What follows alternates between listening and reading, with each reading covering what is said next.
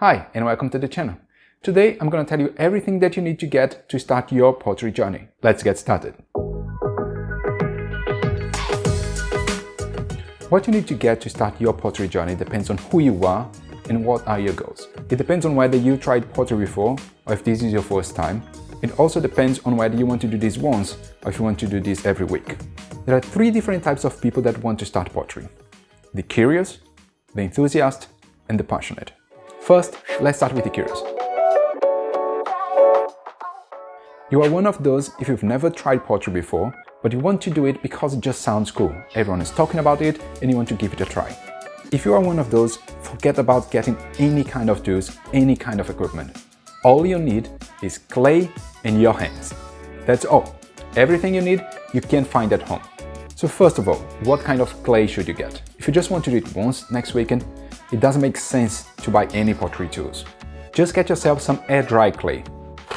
This is one good option of air-dry clay. This clay is made by Scooped. And one good thing about them is that they also sell beginners pottery kits.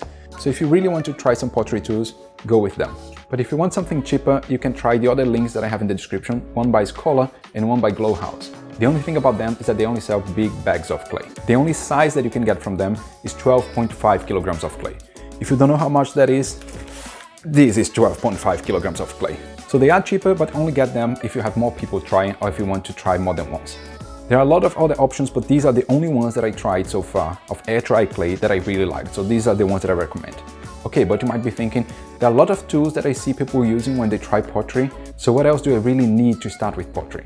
As I said, you can find everything at home. Some of the things that you might want that would make your experience a bit better are an old card, a sponge, dental floss, and a small recipient with water. Yes, that's all you need. And I'm going to tell you how you're going to use each of those. The card is going to be used in the same way that we use this kind of thing here. These are kidneys. They can be used to smooth out the surface of a piece. But these fancy tools here can easily be replaced by a card. It's just something flat and flexible. That's all you need. A sponge you can really find at any home. You don't need one of those fancy pottery sponges. And dental floss can be used to replace these wire cutters. They'll be really useful if you want to cut a large piece of clay. I'm going to talk a bit more about these fancy pottery tools in the next two kinds of people. And I'm going to tell you why you would want that if you want to try pottery every week. So again, if you are the curious type, all you need to buy right now is air-dry clay. But if you are a complete beginner and you don't know what to do with that clay, just sign up to my newsletter. Every week I'm gonna send an email with some thoughts, some weeks with a small project that you can try to start and finish on the same day using air-dry clay. So just sign up in the link that you can find in the description. Now let's talk about the enthusiast. You just watched the Great Pottery Throwdown and you are amazed by what people can do with clay. You think you would love to turn the wheel and you decide to buy one for yourself.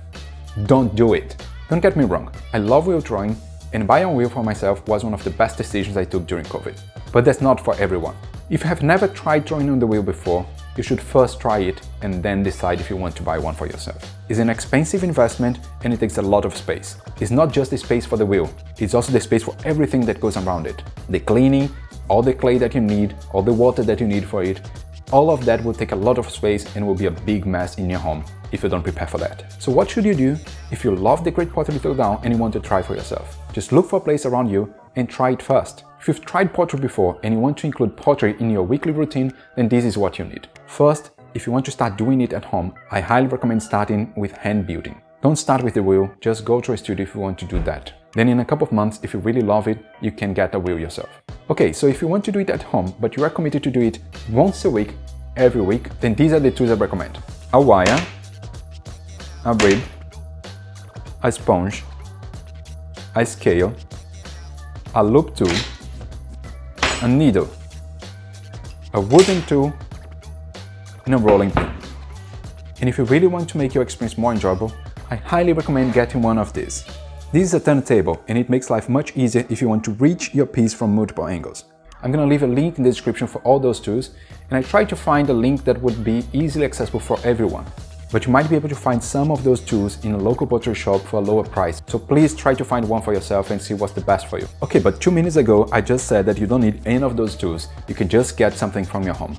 Why would you want one of those? So let's start with these two, the rib. Why would you want to use one of these instead of a card?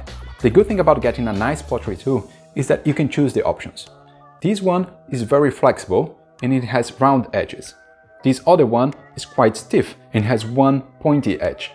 So if you're getting some tools, I recommend that you get the opposites. You get something very flexible and something very stiff. Something super round and something super sharp. This will give you flexibility to explore your creativity without being limited by your tools. The wire cutter. These are super strong and nice to hold. Much better than the dental floors if you want to do it every week.